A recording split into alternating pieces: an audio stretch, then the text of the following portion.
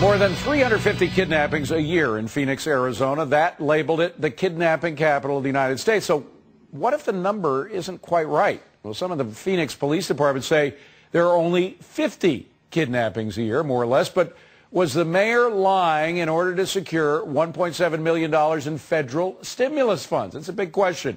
Let's ask Mark Spencer. He's a Phoenix police officer and president of the Phoenix Law Enforcement Association. Mark, it's a heck of a charge. There was a lot of money that they got from stimulus, partly acquired as a result of that title, Kidnapping Capital of the World. Was the mayor exaggerating to get the money? Well, David, I think the focus of the allegation was on really upper-level police management. One kidnapping is one too many, and 50 is the real number. And that number 50 comes from in-house statisticians. It comes from in-house supervisors. It even came from a really reliable, phenomenal reporter for the Arizona Republic, Mike Ferrarsi, who did his own hard work in verifying, hey, there's not 350 kidnappings, there's only 50. And when we look at the Arizona statute as far as kidnappings are concerned, we're talking kidnappings directly connected to illegal immigration. There's money involved, a ransom, a money drop, phone monitoring, substantial follow-up. There's a victim rescue. So there was a hike squad developed.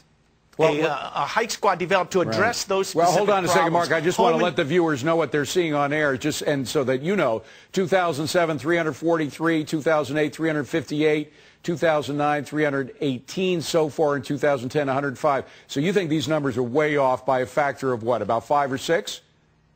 Oh, absolutely. I mean, when your in-house statisticians, supervisors, and even an independent reporter says 350 is not accurate, 50 is more real. The allegation is upper-level police management is ginning up or inflating those numbers because if I keep the problem big as an upper-level police manager, I get more federal money. That federal money is important to rank-and-file police officers, but the ends don't justify the means. It's inappropriate so you are flat out. that. Hold on a second, Mark. You are flat out making the charge then that the numbers were inflated to get more federal money. That's the allegation. That is clearly the allegation. When we look at in-house supervisors and out-of-house reporters that say the same thing, even the level of activity on the street, if you had 350 kidnappings, that's almost one a day. We would have been engulfed, and the whole machine would have just broken down.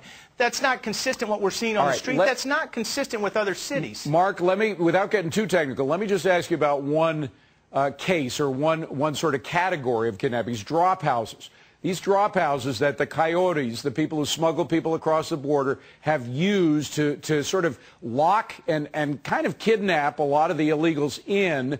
They are bolted from the outdoor. Would you call those drop houses kidnapping, the victims in there kidnapping victims?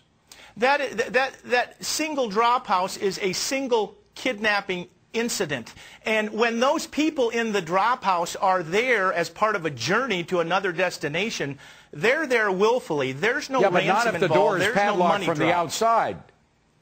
And absolutely, that can be a factor. But when we did a hard hand count, when statisticians and supervisors did the hard hand count from what really happened in Phoenix, the hard hand count said, no, there's not 350, there's only 50. That's a problem.